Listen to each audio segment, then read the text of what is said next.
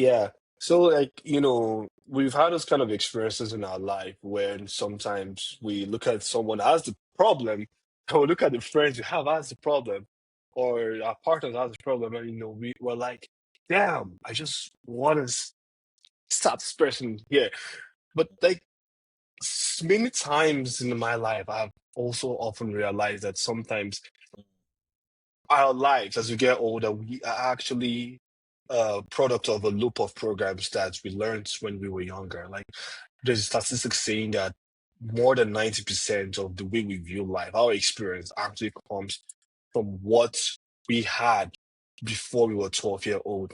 And Mm. there is this part of our brain that uses something called the neural pathway, right? I mean, I know I'm an AI engineer, but when I'm talking about the biological neural pathway, think of it like multiple highways connecting each other. And each experience you have, right, creates new patterns in those highways. And when you do things so repetitively, the highways become so solid. Think about it. You wake up today, you go brush your teeth. You think about brushing your teeth because that's what you're used to. These are the things you learned. You know that it's good for your dental hygiene. But did you also think about the fact that you got so used to it that it became a normal part of your life? And that is the way our experiences had been. Like people may have had experiences in toxic relationships, in toxic friendships, in toxic family upbringing, and it may not also be toxic, maybe with the family. It could also be how they grew up. And because we, as a society, it makes it hard for us to lack self awareness. We look at it as a problem from the external society rather than even ourselves, right? So, and like my experiences in life, I've been able to separate. Like lately, I've been telling myself like I have to separate people from their actions to see like, okay, this is who this person is versus this is the experiences they've been through.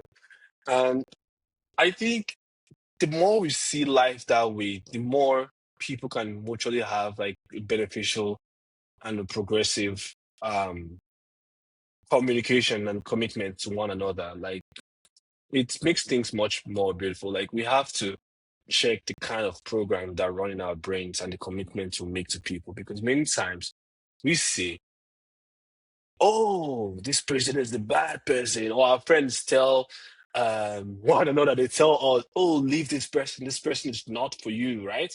Mm-hmm. But like how many times do people really say, hey, like, what do you believe? What kind of experience did you have that is making you see things like this? But we always make it so easy to bash the other person.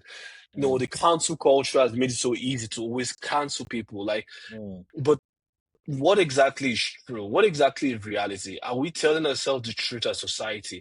Or Mm. are we running the same simulation and loops that the matrix is making us to think. The social media, like, is making us to think. Mm.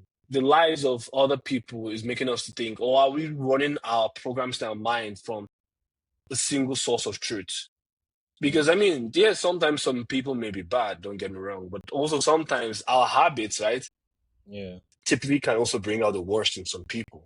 Yeah. Mm-hmm. Or our habits sometimes could also be less graceful, Mm. right? And we think that we are the harbingers of justice, Mm. right? There's been a lot of experiences. I have experiences that I always talk about in subsequent chapters. Mm. But like before I go there into that part, Mm-hmm. I love jollof, and Mm. I would want the chef to cook first. So, Mm. can you start cooking on your experience to like let us know what life has been and how you see things based on the programs that we run in ourselves and what it informs you as a person on a day-to-day basis. Like, what are the ingredients that made your jollof what it is today? Um, good. That's a very good question, actually. uh, I would say, I would say exposure. Honestly, like when I think about it, I look at it now, like yeah, just exposure to like the seemingly people that are out of reach, like people that you feel like, oh, you will not have come across, like there's no way you come across them only through experiencing them virtually. And most of these people, they're always on shows, podcasts, and sharing their thoughts, their ideas. You see them on TEDx shows. So all those kind of things, like exposing oneself to those things, kind of helps to reach for a world that doesn't reach for a world that is not currently one's reality, but something that is achievable. In the nearest future, uh in the future unforeseen. But just exposing one's self to those people, listening to them, reading their books, depending on if it's something that you're interested in. But just those people just get you thinking about a lot of stuff in life. Like you start asking questions where you didn't know you could.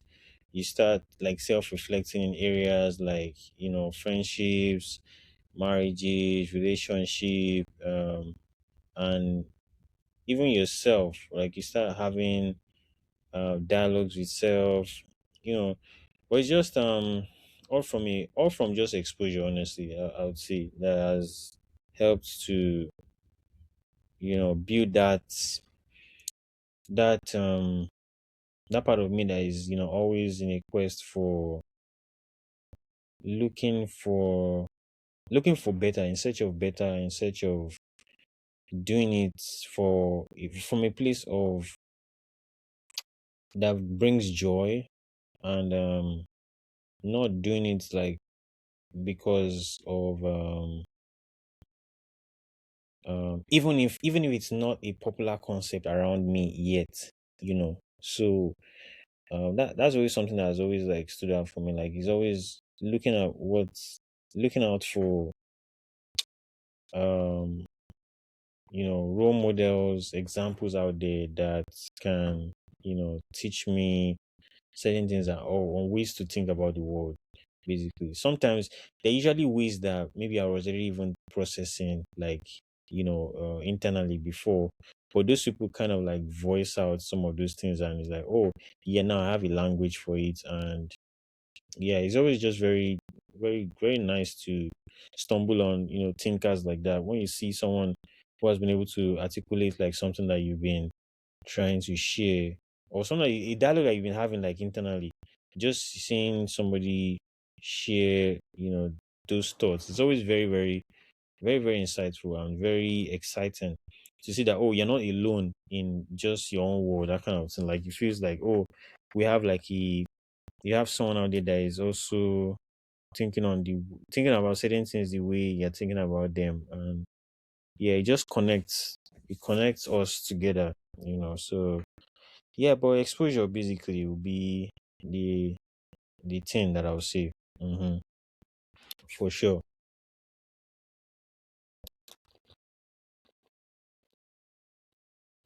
Yeah. Mm. Yeah, thank you also for sharing that, man. Yeah.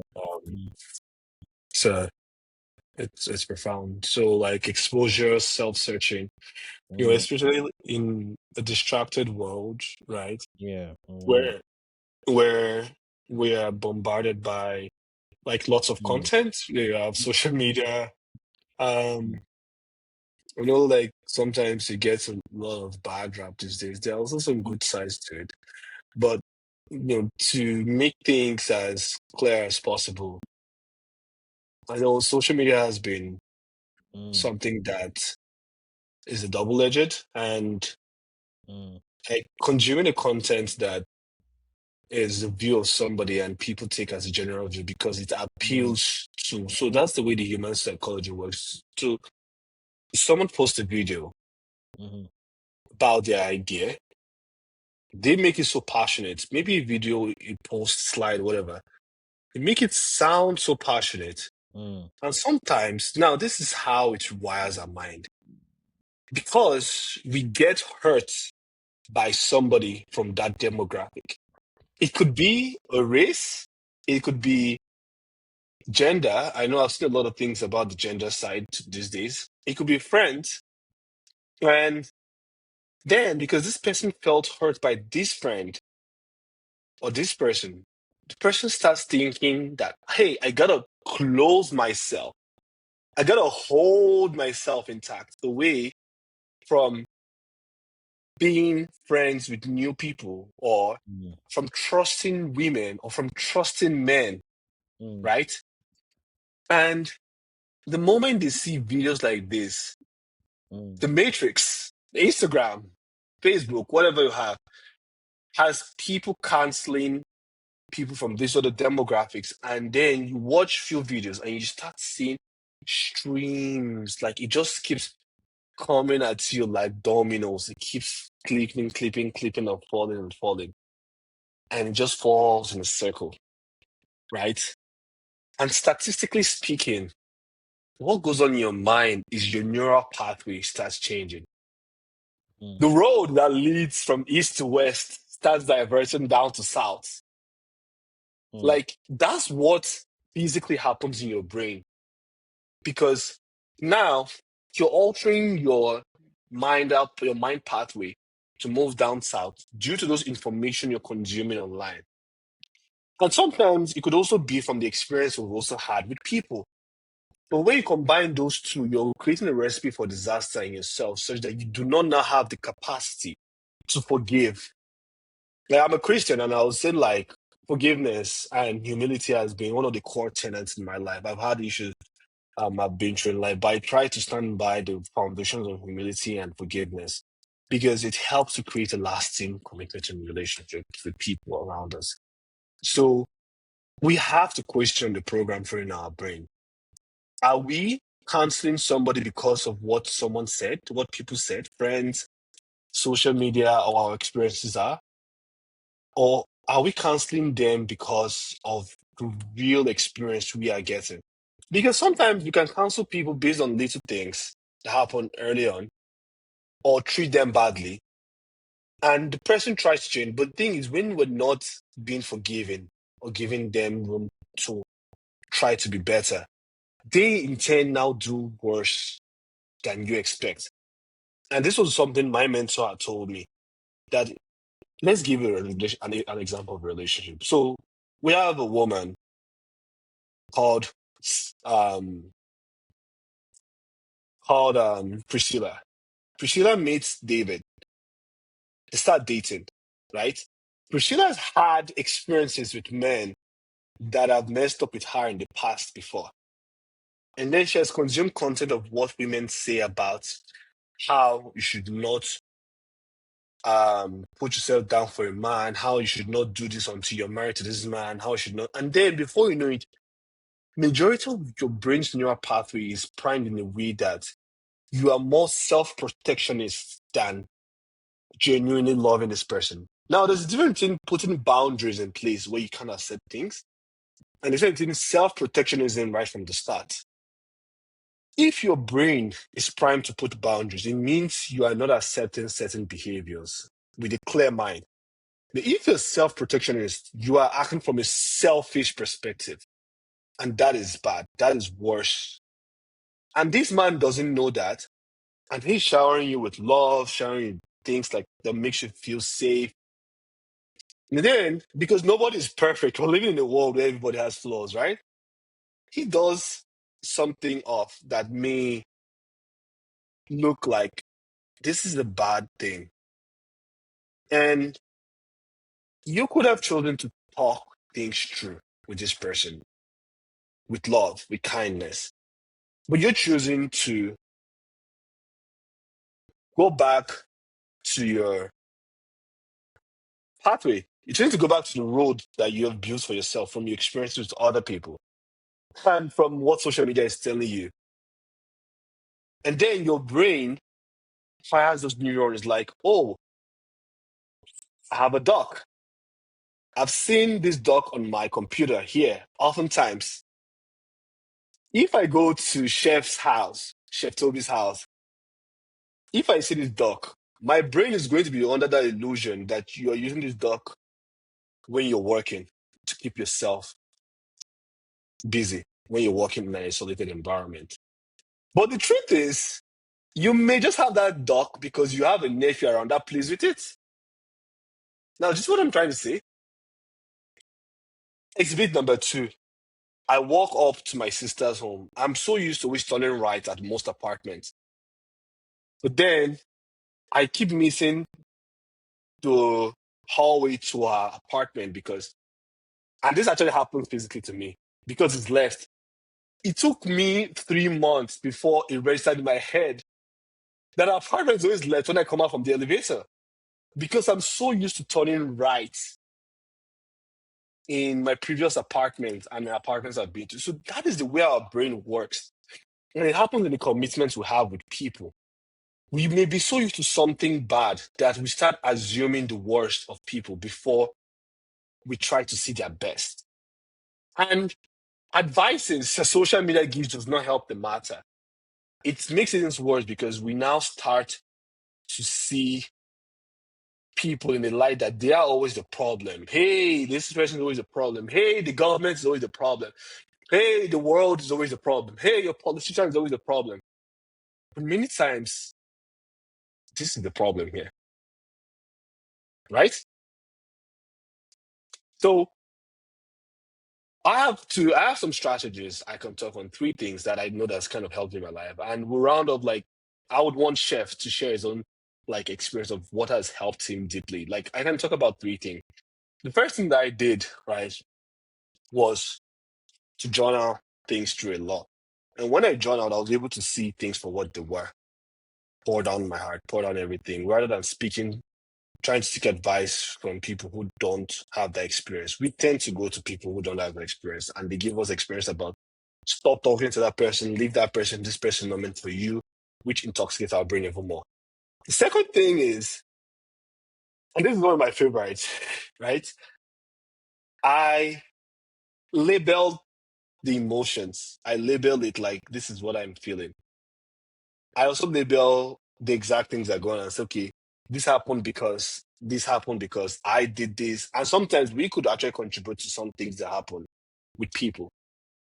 And the third thing, which is even a bigger favorite of mine, is the Bible has been a light. I just started replacing advice from people who are just in don't have it figured out with what the Bible says. The Bible has been my source of truth and helped me to see things. And then it talks about you shall not be conformed by the patterns of this world, but be transformed by the renewal of the mind. It's this part of the Bible where Jesus, it's like from the pattern of Jesus. Jesus doesn't force people to be Christians. We as Christians, maybe we try to say, oh, this person is not a Muslim. So he even sat with a tax collector, ate with people. And what am I trying to say here? What I'm trying to say is he showed love without even getting it back, right? And he doesn't force people to do what he wants. He doesn't. Yeah. So that has been my source of truth because the moment we let, and that's one of the quotes I like from that Mel Robbins theory, like let them. Like the moment we let people be who they are without trying to force things, but be kind enough to tell them where we are uncomfortable, right? Mm. We'll see a lot of progress, a lot of beautiful things in our relationships with people. Kindly speaking to people and letting them be who they are while flourishing them with positive praise. Like our world is always going to be a better place from there and forth. So we have to question what we think in our mind. At the end Yeah. of the day, when you go through these patterns, in a couple of months or years, you'll notice your thoughts start changing. But for me, boy, I'm off social media for some time to try to reinvigorate the way I see life. But I'll give it up to Chef. So Chef can talk about his experience and what he thinks. So just basically for me it's conversations like this. I try to plug myself into those spaces where progressive conversations like this are happening. Usually podcasts, but these days I'm trying to curate and create. So like this one we're doing now, creating mine also, to ensure that these conversations are not just in my head, but like it's a dialogue between me and like people, like-minded people. So that helps to reinforce and to also reflect on some of the behaviors and habits that we like have and what we have that we can change. You know, yeah, so much is possible through conversations. For me, conversations are just very like uh, key for me. So and maybe it's because I've been influenced by a lot of like podcasts that I've watched in for years now, and so I've seen how that's like so much can happen, and if we are open to it. So conversations are huge. Yeah, and just listening, listening to finding people that your spirit aligns with, listening to them, um, you know, binging whatever it is that they have out there. There's always like the internet is always like you always find something. So finding those things that are helpful by the person, going to maybe their if they have like a show or like something, tap into it. Yeah, just find different ways that work for you to help you to just become a better person and to become more of a person that reflects and yeah, and also have like dialogues with self. If you choose to record them, it's up to you. But self dialogue, I record some of them sometimes. Like when I catch myself doing it and I'm like, oh, okay, this will be valuable. I can record this and then keep it somewhere. So you can record like self dialogues to very useful ways to self reflect. Mm. And what else? What else? Yeah, seeking mentorship, which is something I'm currently doing. Seeking mentorships in like different areas. It's not an easy thing. Like me and Uche, I think that's a different topic on its own. Like the quest for that, like because it's man, it's crazy. The search for it is just it's a whole lot. But I think that's something that we'll discuss in a different instance and finding ways that I've seen that are working for me in building that, which we can always talk about. But finding mentorships like is something that I'm also trying to incorporate in this season of my life, which is very helpful to also as a reflective person and someone trying to become better, trying to change behaviors and stuff. Just submitting oneself to like leadership, learning, knowledge of someone else that is willing to hold us by the hand. Um, yeah, that's pretty much it. And obviously God for sure. Like for me, God has become a part of my part of my process. It's like a muscle I'm building, like a muscle I'm trying to build every day. Um yeah, so God is we can't leave that one out for sure. Like he's an important ingredient in the kitchen. So yeah, that's pretty much it, honestly. I think with that like that's as helpful as it gets, honestly. Awesome, bro. Awesome, Yep. man. Yeah. Good talk, good conversation. So yeah, that is our episode on our garbage. I'm sure when you guys saw this episode the first time, you probably talk, hey, are we is it trash day or are we having some garbage talk here? So, but like I mean, this is garbage talk in the beautiful way. But then again, like we love garbage talks here.